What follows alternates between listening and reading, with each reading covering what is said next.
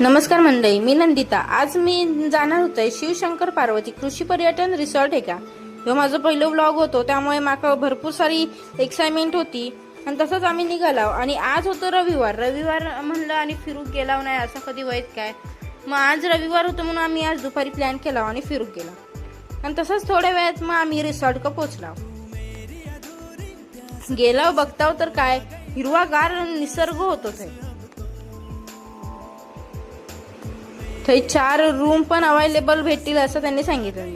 मग आम्ही काय एक रूम घेतला आणि थंय गेला आणि काकी पाण्याची लई घाई झाली होती।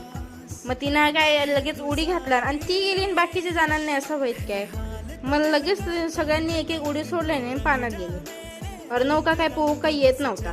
काकींमध्ये का पोहू शिकवलं थोडासा आणि इंका काय डान्सच करूच होतो। मग ही दोघं काय डान्स करत होती थंय। बाकीच्यांनी सगळ्यांनी पाण्याचा आस्वाद घेतल्यानी मस्तपैकी भिजत होते। आणि मंडळींना काजूची झाडं तर एवढी होती ना, सगळेजण बोंडू खायत होते नुसते। आणि मंडळींना बाहेर गेला फोटो व्हिडिओ झाले नाही असे कधी होत काय।